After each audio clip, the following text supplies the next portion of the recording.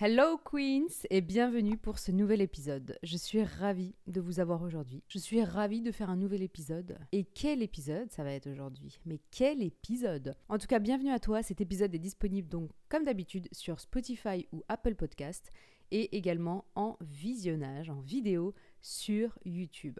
Je ne sais pas sur quelle plateforme tu es, mais aujourd'hui, je peux te dire une chose, c'est que l'épisode va un peu il va un peu nous réveiller, d'accord? Parce qu'il y a un sujet que j'aimerais aborder, qu'on aborde à mon goût pas assez, pas suffisamment. Aujourd'hui, on va parler d'un sujet que j'adore, un sujet, je pense, comme tu l'auras deviné, vu le titre que je vais mettre, c'est l'argent. L'argent, ce sujet presque tabou en France, mais quoique, en vrai, ces dernières années, je trouve que ça commence vraiment à se démocratiser, c'est un sujet qu'on évoque de plus en plus. Et c'est bien, tant mieux. Mais bon, s'il y a bien une chose qu'on peut reprocher à notre éducation, c'est le manque d'éducation financière. Et franchement, ça m'embête un peu parce que j'aurais aimé apprendre certaines choses à un âge plus avancé, ou plus jeune, on va dire. Quand j'étais beaucoup plus jeune, j'aurais aimé qu'on m'apprenne plein de trucs sur l'argent, qu'on m'apprenne à mieux gérer mon argent, qu'on m'apprenne à mieux gérer les finances, tout simplement, que ce soit sur mes dépenses quotidiennes, que ce soit sur le fait de mettre de côté, le fait d'investir. J'ai l'impression que plus de 50% des familles n'éduquent pas leurs enfants à l'argent.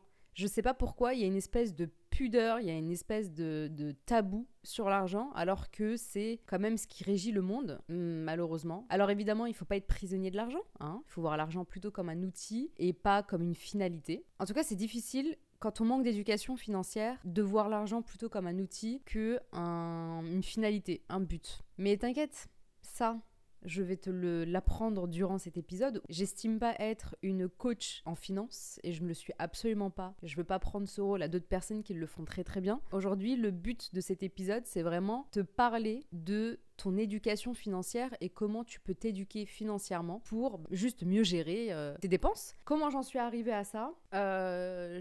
Franchement, je me suis éduquée financièrement assez tard. Et comme beaucoup de personnes, on découvre l'argent quand on devient, on va dire, indépendant, quand on sort du foyer familial, quand on va faire ses études peut-être dans une autre ville. En tout cas, moi, c'est mon cas quand je suis partie faire mes études ailleurs. Et là, j'ai été autonome sur mes finances. Mais j'avais zéro éducation financière. Mais quand je te dis zéro éducation financière, zéro éducation financière. J'ai grandi dans une famille tranquille, classe moyenne. On partait en vacances l'été, on mangeait à notre faim. Évidemment, tout n'était pas parfait, comme beaucoup de familles, mais mes parents ne m'ont jamais parlé d'argent. Ils m'ont jamais parlé de combien était le loyer, de combien ils gagnaient, de combien coûtaient les charges, de combien on dépensait dans les courses. Franchement, je ne savais pas du tout.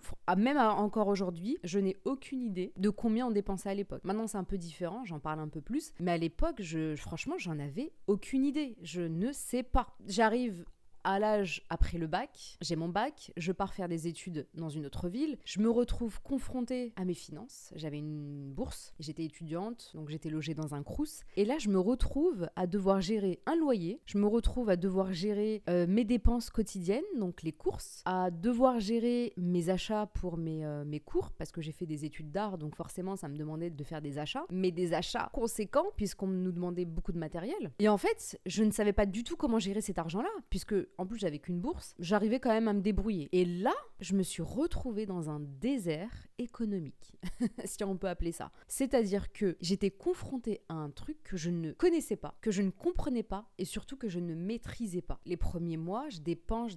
Ah oui, parce que oui, on est étudiant, donc on sort aussi. On sort, on voit ses potes, on gère vraiment pas son budget, il n'y a pas de budget en fait. On sort, on paye, et à la fin du mois, on sait pas ce qui se passe. Et là, je suis confrontée au découvert. Mamma mia, je me dis, mais qu'est-ce que c'est que ça?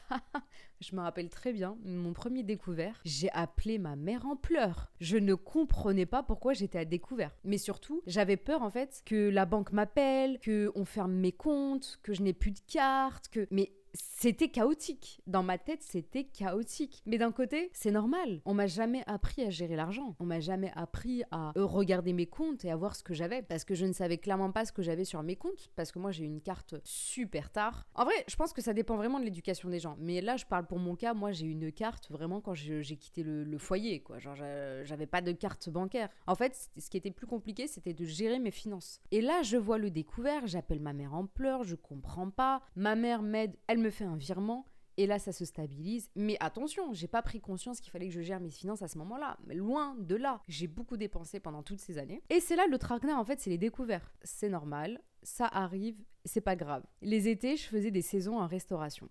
Donc je partais en saison, je partais à droite à gauche, bord de mer, je faisais 2-3 mois de saison complète, donc bien payé, voilà, on va pas se mentir, bien payé, beaucoup de cash, des tips, voilà. Pareil, je ne savais pas du tout gérer cet argent. Mon Dieu, quand j'y pense, l'argent que j'ai dépensé, mais c'est pas possible. Si seulement je m'étais éduquée financièrement, mais à cet âge-là, je vous parle de ça, j'avais peut-être 22 ans, 23 ans. Mais à aujourd'hui, aujourd'hui, je serais vraiment millionnaire. Mais je vous assure, ça date d'il y a 10 ans. Je serais millionnaire en 10 ans. Si cet argent, je l'avais investi. Mais vous imaginez ? Mais c'est pas grave, vas-y, c'est pas grave, on passe à autre chose, c'est pas grave. Donc voilà, je faisais beaucoup d'argent. De l'argent, forcément, quand je revenais de saison, je profitais, j'achetais des vêtements. Moi, j'étais plutôt vêtements, achat de vêtements, de chaussures. Il y avait des sorties, mais ça va. C'était plutôt, voilà, les trucs, du matériel, quoi. À un moment donné, bon, ça commence, hein, l'argent qui part. Et franchement, je me suis éduquée financièrement assez tard. Donc je vous parle de ça, je vous dis, j'étais 22 ans, 23 ans. Et je me suis éduquée, j'ai commencé à m'éduquer sur les finances assez tard. Donc je pense qu'à partir de 27, 28 et encore. Le vrai moment où j'ai vraiment poussé, c'est plutôt vers mes 30 ans. Donc ça fait quoi ? Ça fait 3-4 ans en arrière. Hein. C'est pas si énorme, mais il n'est jamais trop tard. Je ne regrette absolument rien. Il a fallu que je vive toutes ces expériences pour comprendre ce qui se passait dans ma vie. Et il y a eu d'autres galères après. Hein. Voilà, il y a eu d'autres galères après. Et puis on enchaîne les petits boulots. Après on finit les études. Et on pense pas à tout ça et on fait encore des dépenses. On dépense. Et c'est dingue comment ça peut aller super vite. On s'en rend pas compte. Donc à l'âge de 27-28 ans, je commence à prendre conscience de plein de choses. Là, je commence à m'éduquer plutôt sur le mindset. Je me suis éduquée sur l'art-thérapie, ou ensuite je me suis formée pour moi-même créer des formations sur l'art-thérapie. Et en fait, toute cette période-là, de mes 27, 28, 29 ans, ça a été vraiment sur l'éducation, développement personnel, mindset, franchement, génial. Mais il manquait encore ce truc de l'éducation financière que je n'avais pas. Le déclic s'est fait il y a peut-être 3 ans. Il y a eu tout un chamboulement dans ma vie. Plein de trucs que j'ai remis en place, plein de trucs que j'ai voulu retravailler, plein de trucs. Je me suis posé des vraies questions sur qu'est-ce qu'on veut de la vie, qu'est-ce que je voulais réellement, pourquoi. Et je me suis vraiment confrontée à la vraie problématique qui était les finances. À un moment donné, je me suis dit, bon, il va falloir que tu gères tes finances parce qu'il y a un truc qui n'allait pas, parce que je pouvais rentrer beaucoup d'argent, mais ce qui sortait, c'était beaucoup plus que ce que je rentrais. Et je savais pas dans quoi ça partait. Et c'est là où je me suis dit, bon, il faut que tu aies un déclic, il faut que tu gères tes finances. Mais pour ça, il fallait que je m'éduque. S'éduquer seul, ça demande de la volonté. On va pas se mentir. Si t'es pas dans l'ambition de vouloir changer des choses dans ta vie, t'auras pas cette volonté-là d'aller jusqu'au bout de ton éducation financière. Sur plein d'aspects d'ailleurs, pas que l'éducation financière, mais en général, il faut avoir la volonté. Moi, je me suis dit, il faut que je change ma vie. En fait, ça peut pas durer comme ça. Ça peut pas éternellement. Non. Surtout que il y a un peu ce truc de la trentaine. Bon, qu'est-ce qu'on fait ? On peut pas durer comme ça à l'âge de 30 ans. On va changer les choses et Dieu merci, voilà, j'ai eu des révélations, voilà, des choses que j'ai lues, j'ai suivi des formations et à un moment donné, va chercher qu'est-ce qui existe comme bouquin qui parle d'argent ? Et là, je commence à faire mes recherches, mais je vois qu'il existe plein de livres. Et d'ailleurs, c'est l'objet de cette épisode, c'est l'éducation à travers les livres. Là, aujourd'hui, je vais te parler de 4 livres qui ont changé vraiment ma perception des choses sur l'argent, qui m'ont permis de déconstruire plein de choses, surtout, et surtout de mieux gérer mes finances. Et Dieu merci, j'ai très soif. Ça donne soif de parler d'argent. Et c'est tout l'objectif de cet épisode, c'est vraiment te présenter 4 livres, en tout cas moi, qui ont changé ma perception de l'argent, mais qui, à mon avis, peuvent aussi t'aider si tu veux changer ton état d'esprit sur ça et améliorer tes finances. Et en fait, ça te permet juste d'y voir plus clair. Vraiment, c'est des livres assez différents. Je vais te faire vite faire un petit résumé, mais n'hésite pas à aller voir par toi-même qu'est-ce qui pourrait te correspondre en fonction de tes objectifs de vie, en fonction de tes objectifs dans tes finances et tes problématiques. Il n'y en a qu'un seul que j'ai aujourd'hui avec moi en physique. Les autres, je les ai écoutés en audio. Mais je te les mettrai quand même si tu veux en description. Je vais te mettre les titres. En tout cas, j'espère vraiment que ces livres vont te parler. Je vais te faire vite fait une introduction. La plupart sont disponibles en audio libre, il me semble, sur YouTube. Auquel cas, tu peux te les procurer aussi en livre broché, en occasion. On va commencer par celui-ci, qui est Réfléchissez... Ah oui, pardon, je dis celui-ci, mais si tu m'écoutes sur Apple Podcast ou Spotify, je suis en train de montrer un livre. Attends, je vais faire de l'ASMR. Je sais pas si ça marche. Je pense que oui.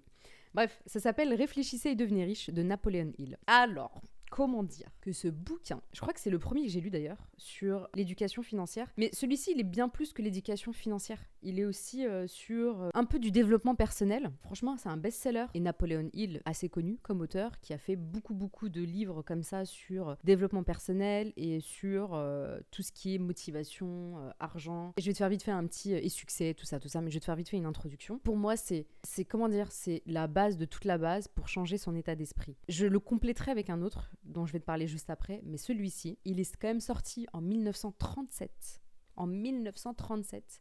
Et à l'heure d'aujourd'hui, c'est encore un livre d'actualité. Et j'ai l'impression vraiment qu'il va continuer sur des générations et des générations, parce que oui, évidemment, ça parle d'argent. Il est franchement considéré comme la Bible de développement personnel et du succès, de l'argent, tout ça. Je suis en train de le relire d'ailleurs. Il y a encore un marque-page parce que je suis en train de le relire. Je l'ai lu une fois et je suis grave en train de le relire parce que je l'adore et il se lit trop facilement. Dans ce bouquin, qu'est-ce qu'il y a? Napoleon Hill expose 13 principes de la réussite. Et surtout, genre, comment atteindre le succès avec 13 principes. C'est basé sur toutes ces interviews faites avec des grandes figures comme Henry Ford, Thomas Edison. Tous ces hommes, il va les suivre pour comprendre comment se fait-il qu'ils ont réussi, comment ils ont fait pour atteindre des sommes astronomiques dans leur business, comment ils ont fait en tout cas pour développer ce mindset d'entrepreneur et de businessman. Et en fait, ce qui est intéressant dans ce bouquin, c'est qu'il parle beaucoup de persévérance, de résilience, de croyance, de foi, donc d'avoir la foi en les choses, d'avoir la foi en ses projets, d'avoir la foi en soi, en Dieu aussi. Et surtout, il parle du désir brûlant qu'il y a en nous de croire en ses projets et d'aller jusqu'au bout.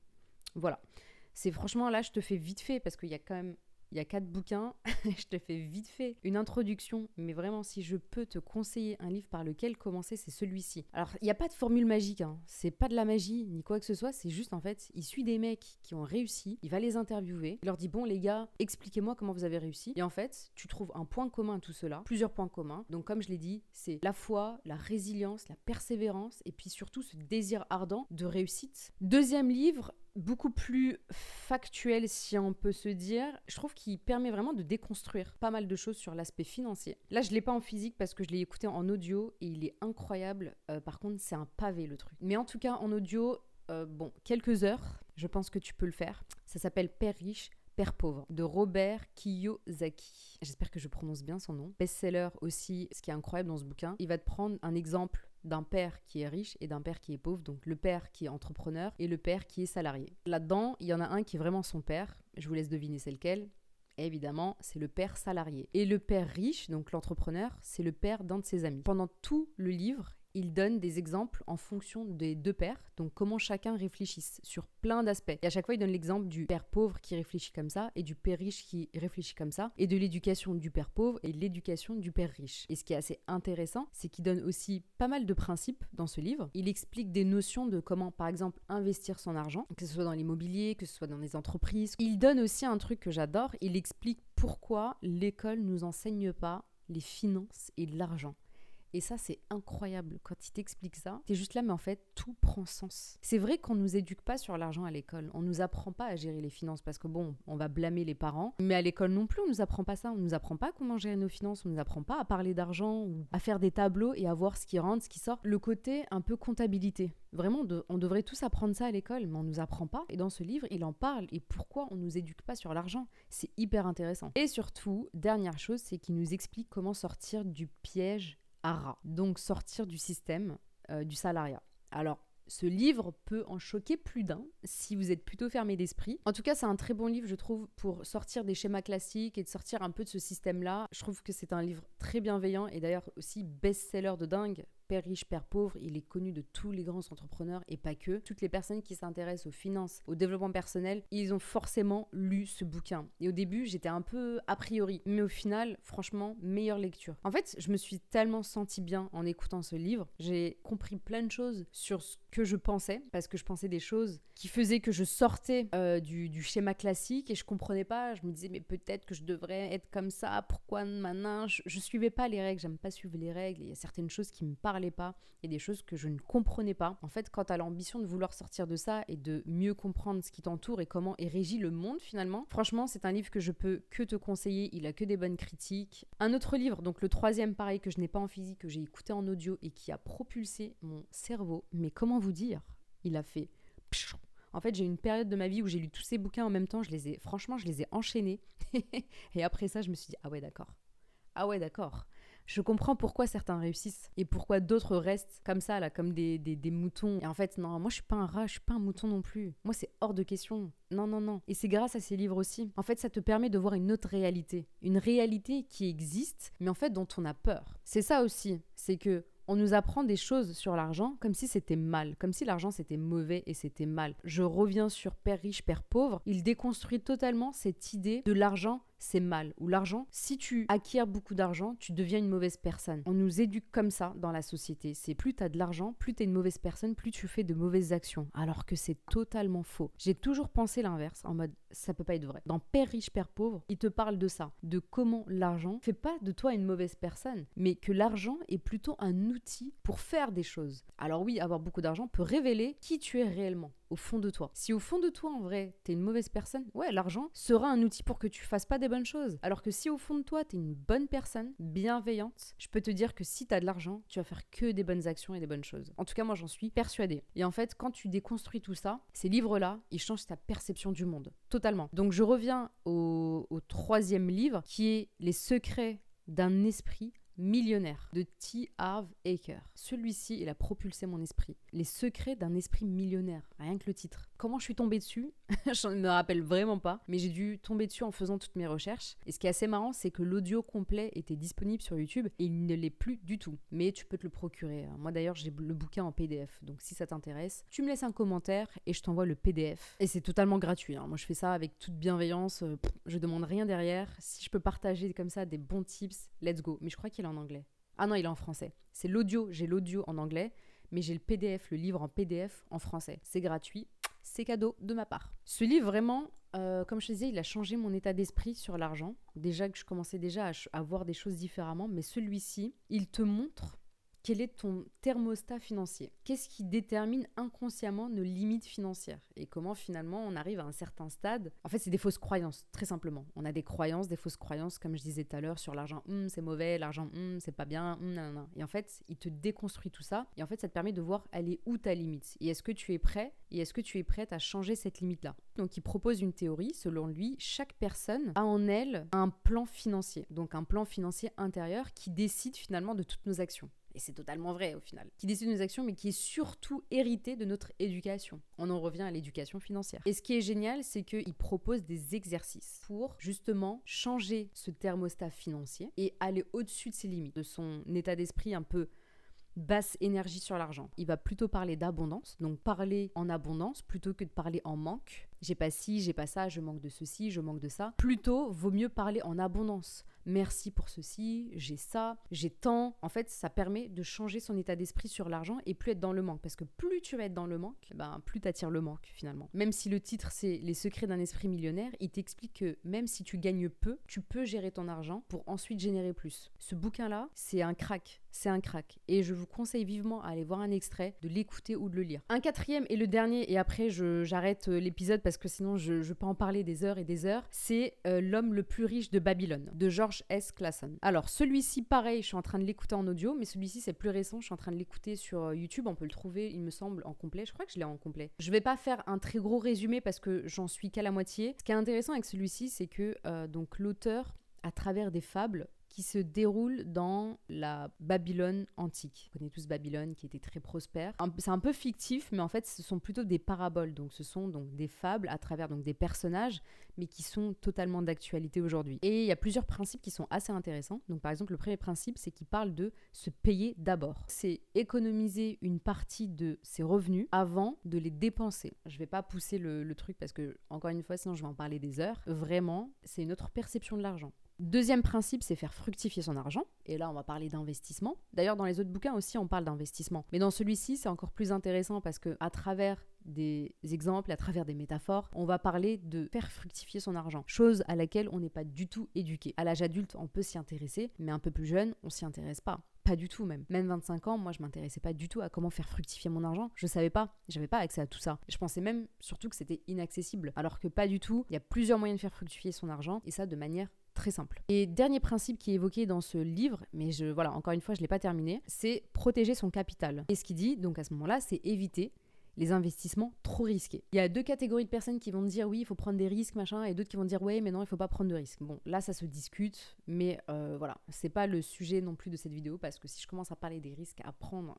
moi, je suis plutôt du genre à prendre des risques, donc bon, je veux pas influencer qui que ce soit, mais chacun fait ce qu'il veut. En tout cas, il faut s'éduquer avant de risquer d'investir. Celui-ci, il est très simple, franchement disponible pareil sur YouTube, à écouter, même sur Audible, enfin il y a d'autres plateformes, je dis Audible, mais il y a d'autres plateformes. Franchement, c'est gratuit, ça ne coûte rien. Si vous ne trouvez pas certains livres, n'hésitez pas à m'écrire. Je vous enverrai les liens et franchement, n'hésitez pas à vous éduquer financièrement. C'est hyper important. Moi, depuis que j'ai fait ça, je vois les choses totalement différemment. Par exemple, mensuellement, je tiens un tableau budgétaire. C'est dingue, mais franchement, c'est super important. Je sais tout ce qui sort et tout ce qui rentre, mais au moindre centime, j'ai un tableau de dingue avec mes revenus, avec mes sorties, les loyers, les charges, bref, tout ce que vous voulez, même le moindre matcha que je vais boire à côté, je vais le noter dans ce tableau. Et Dieu merci, depuis l'époque où j'étais à découvert, je ne suis plus du tout à découvert et tout va très bien. Mais ça s'apprend. Ça s'apprend et si on peut l'apprendre jeune, c'est encore mieux. En tout cas, mes queens, n'hésitez pas. Si vous voulez que je vous envoie le tableau budgétaire, les liens, tout ce que vous voulez, n'hésitez pas à m'écrire vraiment. Je suis là juste, c'est gratuit, c'est juste pour vous aider. C'est cadeau, n'hésitez pas à m'écrire et je vous envoie ça très très rapidement. En tout cas, mes queens, merci d'avoir écouté cet épisode. J'espère qu'il vous a plu, qu'il vous a inspiré. Si c'est le cas, n'hésitez vraiment pas à liker cet épisode, à le partager. Ça fait plaisir et surtout, ça booste l'algorithme pour faire connaître ce podcast. Je vous embrasse et à très vite.